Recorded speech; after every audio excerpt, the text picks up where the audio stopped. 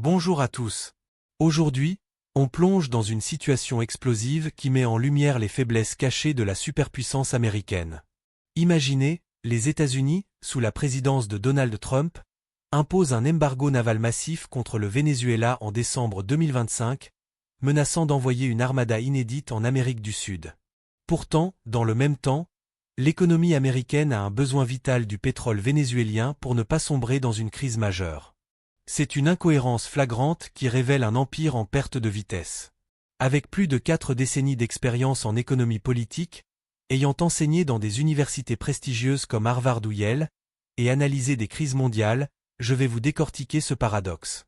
On explorera pourquoi les USA dépendent de ce pétrole, les erreurs stratégiques de Trump, et ce que ça annonce pour l'avenir. Abonnez-vous pour ne rien rater, et let's go! Ce qui se joue entre Washington et Caracas est un cas d'école de l'autosabotage impérial, un mélange explosif d'arrogance et de vulnérabilité qui met à nu les limites du pouvoir américain. D'un côté, Trump ordonne un verrouillage complet des routes maritimes pétrolières vénézuéliennes, saisissant des tankers et clamant sur ses réseaux sociaux que c'est la plus grande opération navale de l'histoire sud-américaine. Il accuse le régime de Maduro de spolier les intérêts pétroliers des USA, exigeant la restitution d'actifs datant de décennies. Mais de l'autre, l'appareil industriel américain repose sur ce même pétrole pour survivre. Sans lui, les raffineries peinent, les prix des carburants flambent, et l'économie risque le déraillement. Permettez-moi de vous exposer les faits avec précision. Les États-Unis sont devenus le roi du pétrole grâce à la fracturation hydraulique, extrayant plus de brut que quiconque. C'est une réussite technique indéniable, mais elle cache une faille critique. Ce pétrole est trop propre, trop léger et sucré. Idéal pour l'essence des voitures, mais inadapté pour le diesel essentiel aux camions, aux machines agricoles ou aux industries lourdes. Or, l'économie américaine dévore du diesel comme jamais. Des experts comme Phil Flynn, spécialiste des marchés énergétiques, soulignent que sans un complément de brut dense, les chaînes de production s'embourbent. C'est ici que le Venezuela entre en scène comme un sauveur involontaire. Ces gisements, les plus vastes de la planète avec plus de 300 billions de barils prouvés selon les estimations officielles, fournissent un brut extra lourd, acide et visqueux parfait pour équilibrer le mix américain. Les raffineries du golfe du Mexique, bâties dans les décennies 1960 à 1970 quand Caracas était un allié fidèle, sont taillées sur mesure pour ce type de pétrole. Elles intègrent des technologies avancées comme la coquefaction pour transformer ces mélanges en produits rentables. Sans ce mariage entre le léger américain et le lourd vénézuélien, on obtient un surplus d'essence invendable et un déficit criant en diesel. Des analystes comme Antonio Turiel, expert en épuisement des ressources, insistent, ce blending est une nécessité physique.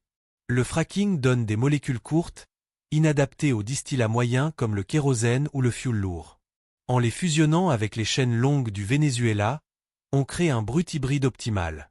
Les USA ont investi des fortunes pour adapter leurs installations à ce modèle, des milliards en équipements spécialisés. Changer de cap? Impensable à court terme. Les usines ne s'ajustent pas comme un interrupteur. Ce sont des colosses rigides, conçus pour un input précis.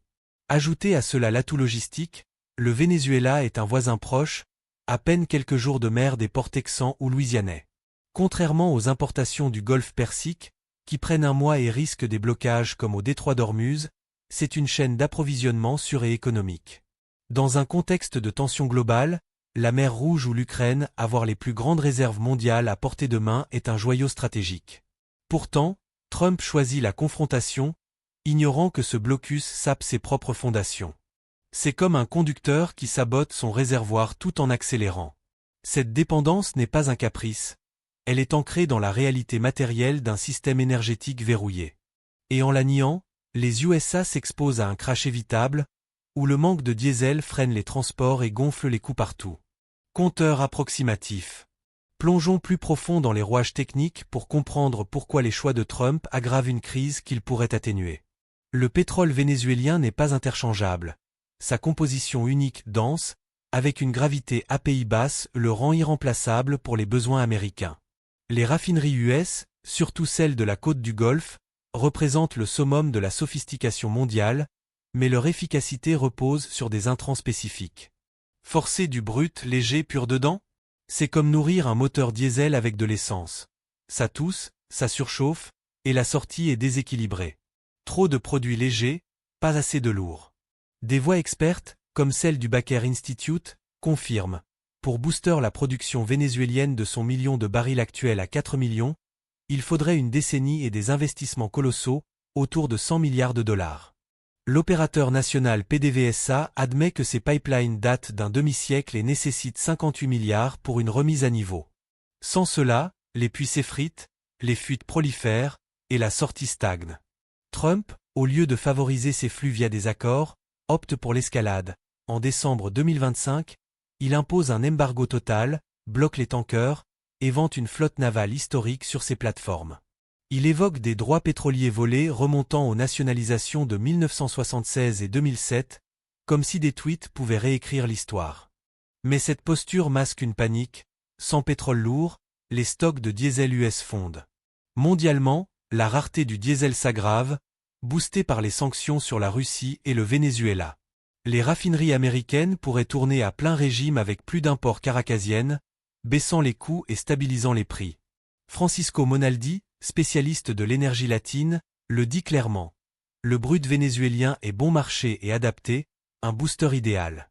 Pourtant, Trump sanctionne 4 firmes et autant de navires fin 2025, selon des rapports médiatiques, punissant ainsi ses propres industries. L'ironie ?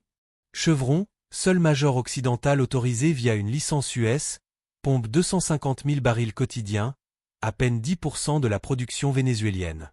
Trump renouvelle cette exemption, car il n'a pas le choix, mais il verrouille tout le reste. Résultat, les USA importent un maigre 100 000 barils par jour en septembre, critique pour l'équilibre mais insuffisant. Les prix du brut oscillent brièvement au-dessus de 60 $ sans crack mondial, car le Venezuela ne pèse que 1% de l'offre globale. Mais localement, c'est un frein. Raffinerie sous-performante, diesel cher, impact sur l'agriculture et les transports. Trump parle du Canada comme alternative, avec ses 4 millions de barils exportés vers les USA. Mais ce brut bitumineux est déjà maxé, et sa logistique est compliquée. Enclavé, il dépend de pipelines coûteux et lents. Pas de comparaison avec la proximité vénézuélienne. En somme, ces sanctions auto-infligées révèlent une ignorance des contraintes techniques. Un empire qui se tire dans le pied, croyant montrer sa force, mais exposant sa fragilité. Si Trump négociait au lieu de menacer, il pourrait relancer les flux, stabiliser son marché, et éviter un effondrement des chaînes d'approvisionnement. Au lieu de ça, il creuse sa propre tombe énergétique. Au-delà des aspects techniques, cette crise pétrolière dévoile un basculement géopolitique majeur, où les USA perdent du terrain face à des rivaux comme la Chine. Actuellement, Pékin absorbe près de 70% du brut vénézuélien, via des flottes discrètes contournant les embargos, à prix bradé. La Russie, l'Inde et la Turquie se partagent le reste, tandis que les USA se contentent des miettes de Chevron. Cuba en prend même 2%, selon des données récentes. Cette redistribution profite aux BRICS, qui bâtissent des liens durables avec Caracas. Investissement chinois en infrastructures contre pétrole futur, armes russes, expertise iranienne anti-sanctions. Trump, en bloquant les routes, pousse Maduro vers ses alliances. Au lieu d'une stratégie intelligente, lever progressivement les sanctions contre des réformes, faciliter les investissements occidentaux, il opte pour la force brute. Mais envahir ? Saisir des tankers ? Ça ne résout rien. Les majors comme Exxon ou Conoco, échaudés par les expropriations de 2007, perte en milliards sans compensation, hésitent. Des sondages auprès d'elles par l'administration Trump fin 2025 montrent une réticence. Pas d'engagement sans stabilité juridique. Or, un régime imposé par Washington serait contesté, instable, comme tant d'interventions latines passées, Guatemala 1954, Chili 1973. Pour relancer la production vénézuélienne, tombée de 3,5 millions de barils en 1999 à 1 million aujourd'hui, il faut 1. Une paix politique durable, 2.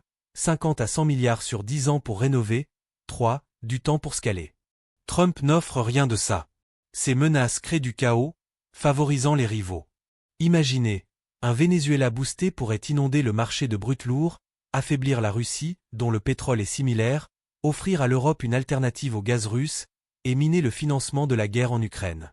Des analystes comme Flynn notent que l'Inde et la Chine dépendent du russe faute de mieux, un flux vénézuélien occidental changerait la donne. Mais non, Trump isole les USA, exposant leur déclin. Un empire qui ne domine plus son arrière-cour caribéenne, où la Chine investit sans ingérence politique. Le Venezuela s'adapte à un monde multipolaire, vendant à qui paie, contournant les blocus. Les USA, eux, subissent raffinerie bridée, diesel rare, influence érodée.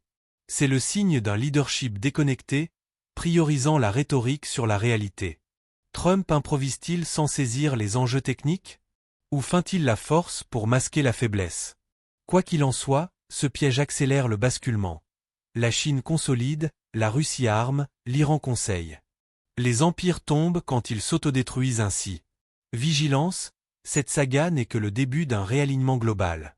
Pour résumer, les USA dépendent structurellement du pétrole lourd vénézuélien pour leurs raffineries et leurs diesels, mais Trump bloque ce flux vital par des sanctions autodestructrices. Techniquement verrouillé, géopolitiquement perdant, c'est un déclin impérial en live. La Chine gagne, les USA s'affaiblissent. Pensez-vous que Trump mesure ce piège, ou agit-il impulsivement? Partagez vos avis en commentaire, likez si ça vous éclaire, et abonnez-vous pour plus d'analyses sur les crises mondiales. À bientôt!